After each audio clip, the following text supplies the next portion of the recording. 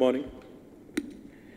Firstly, I'd like to thank Mr. Sarvade and the CEO of DSCI, Data Security Council of India, Cyberabad Security Council Chairman, Mr. C.V. Anand, also Commissioner Cyberabad, and the Secretary of Cyberabad Security Council, Mr. Bharani Arul, to all my friends from the media and to all the delegates present in this workshop today.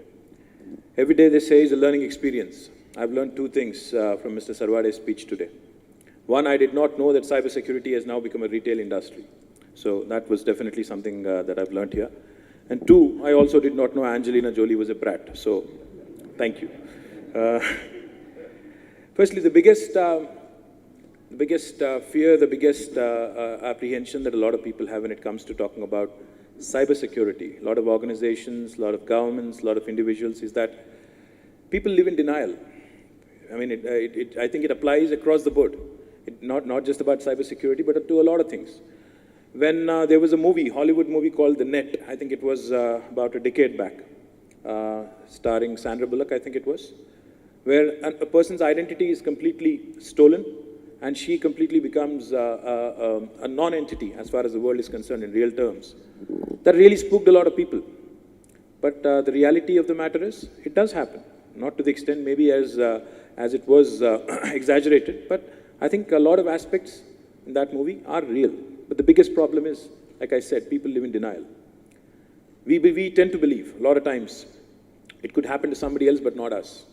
We also tend to believe a lot of times that, not sharing this information probably is the right thing to do. In fact, a lot of organizations, I think Mr. Sarvade mentioned Sony. A lot of organizations actually are under the threat of hacks. A lot of organizations actually get hacked, but they don't talk about it. For fear of, there's some of them are public listed, some of them, fear that their business image could be dented because of the perception of security, etc. A lot of governments do also not talk about the kind of cybersecurity hacks that they've been subject to. In fact, I would like to be candid and I'd like to share something with you. Recently, as recently as 9th of last month, July 9th, 2015, Government of Telangana also has been subject to a cyber hack. In fact, no one else but our own IT department. We have what is called the Me Seva in our government department, through which we offer the government to citizen services. Some hackers based out of Nigeria, they hacked into our website. They not only took control, but they also, using one of the official email addresses, they were able to transfer more than 1.5 crores of rupees. And that goes to tell you, that goes to show you what kind of a vulnerable society we live in, vulnerable, cyber world that we survive in. So firstly, I think the first thing we all need to understand is we need to talk. We need to share. We need to share and we need to actually learn from each other's experiences to actually figure out how we can prevent the same from happening again, from recurring again. That's the first and foremost thing I wanted to bring to your attention. And a lot of statistics, obviously, as you would know. But the one statistic I'd like to point out, cyber attacks are growing exponentially. The compounded annual growth rate that I have figures from some reports that I've studied yesterday, it shows 107% compounded annual growth rate. I think the expert is here. He can either refute that or support that. Also, a lot of state governments are under the target of all these hackers. It's not just Telangana. Maybe we are the only one who's talking about it. But all of the states in our country and most countries across the world, their websites, their confidential information, etc., are also being hacked. Just in India alone. Again, this is a staggering statistic. I'm not too sure how accurate this is, but anyway, I thought I'd like to share this with you. According to a statistic, the victims of cybercrime in India, including individuals, is about 4.6 crores. That nearly is about 4% of the population, if you take, 100 or 110 crores. So that's a huge number, because as you know, I'm a politician and 4% swing votes typically decide our fate. So that's a huge number, trust me. Financial services industry, we all know in Hyderabad we have a fantastic financial district. We have a lot of multinational banks operating out of here, investment banks, retail banks. We also have the Insurance Regulatory Development Authority here. We have some insurance companies also based out of Hyderabad. this is a very, very important sector for all of us. In fact, there was a time at one point when people were apprehensive about sharing their credit card information online. In fact, not just credit card information online, but there was a time in our own times when people were even apprehensive to use ATMs. They were afraid, you know. The automatic teller machines, people were not comfortable in the beginning. But now I think you can see them on the roads, you can see them, some unmanned ATMs also in some countries, not in India though. So we live in a very different world where things are changing every day, rapidly. So financial and insurance industries, especially the credit card industry, is a very interesting kind of industry. I met Mr. Ajay Banga, who also has a Hyderabad connection. He was a student of Hyderabad Public School. Now he's the president and CEO of MasterCard. I met him in New York City when we were there for 3 weeks in May. And we had an elaborate discussion on how the government and an institution like a credit card company as prestigious as MasterCard could come together and build something tangible, build something useful. So he was telling me, he shared with me that a MasterCard server on any given day is subject to around 11,000 hits on any given day. And if it's a bad day, it could even go up to 30,000 and 40,000 attacks on a daily basis. That's a huge number. So there are people constantly hitting, and there was the number that was just quoted about Facebook, you know, registering almost 600,000 hacks. I think I don't know if it's daily or monthly. But that's a huge, staggering number, if you ask me. So there are a lot of issues with respect to the banking and financial sector. And the more and more we start using these services online, the more vulnerable, obviously, it tends to be. I'm not trying to scare any of you, but I think what we have to figure out, what we really have to talk about, Honorable Prime Minister himself, on the day he launched the Digital India Week, he was very emphatic. He was talking about how we are in a world where the next set of warfare would be one where not a single drop of blood would be shed. In fact, I would go to the extent of saying that the next world war will be fought on the keyboards of a lot of these countries and a lot of these hackers.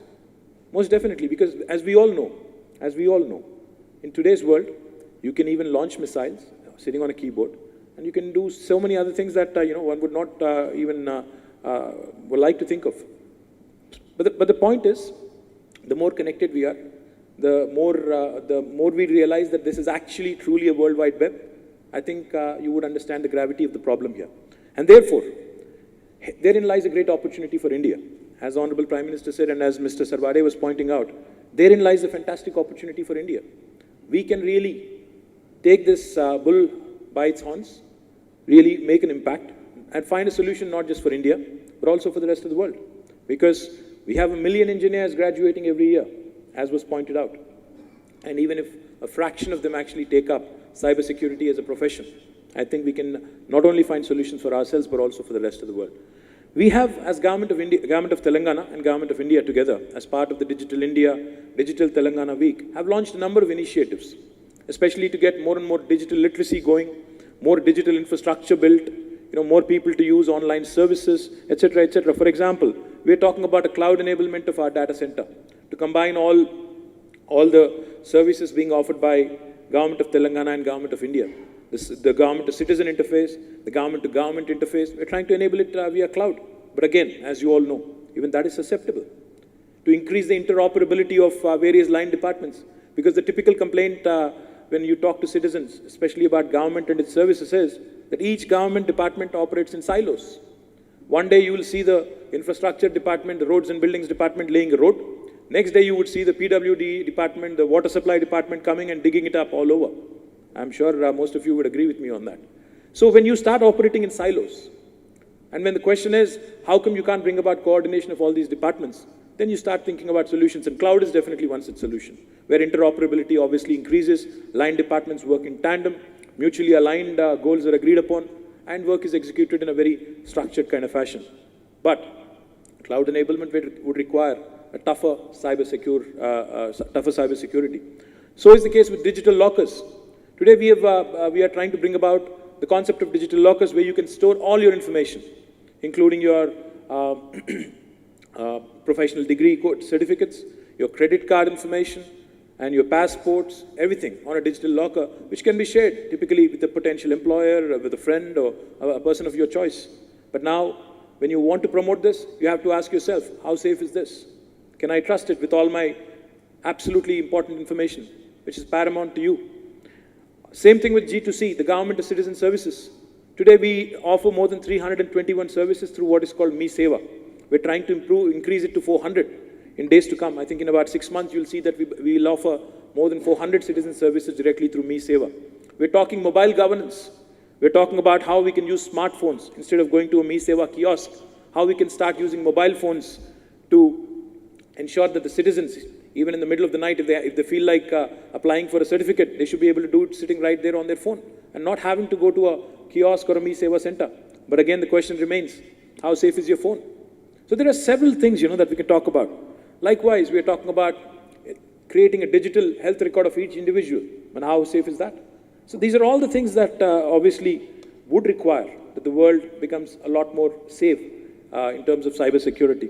Now we are talking smart cities. Government of India has launched a program called Smart Cities, and 100 cities would be using efficient technologies to make our energy management safer, to make our traffic management safer, to make our parking management safer, and a lot of other aspects, But again, the question is, once you start running it on IoT, how safe is that?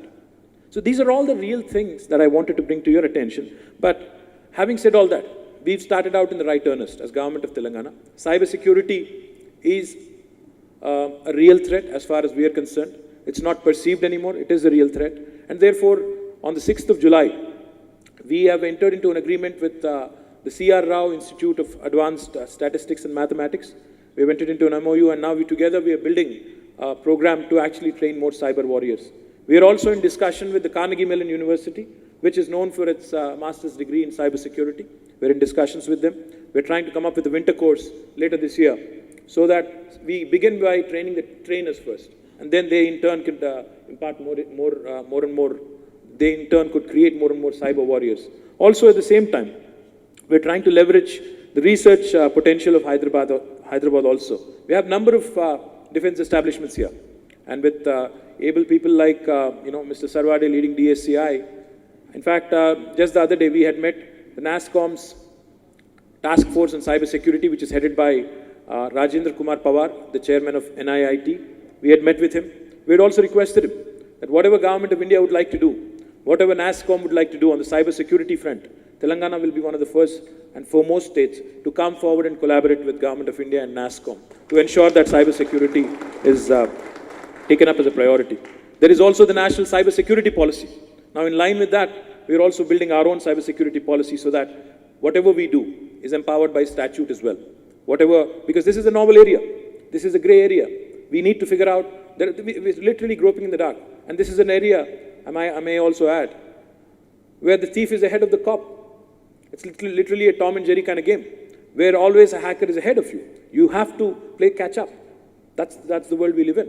So therefore, Cybersecurity Act of Government of India, while it is there, I think each and every state, depending on its proactiveness, also needs to build its own policy. It is one of the top thrust areas for our government, and we definitely believe that the kind of human resources that we have, with the kind of human resources that we have in Hyderabad, and if we are able to pilot, say, NASSCOM, DSCI, C.R. Rao Institute, Carnegie Mellon, with all these able academic institutions and research-oriented institutions, we will surely not be able to just find solutions for us, but also ensure that we gain the first mover advantage in the country and also in the world in terms of creating more and more human resources which could serve the entire country and the world. So once again, I wish that these deliberations today would yield fruit, would definitely find solutions, which definitely also would make the entire country also wake up and smell coffee, if I may add. Most definitely, I think that is the need of the hour. Honorable Prime Minister is talking about it. Government of India is concerned, and so is Government of Telangana. So I would urge you all to find our own solutions, to find our own recipes, our own formulas for this real threat, and come out with wonderful inputs into our policy making.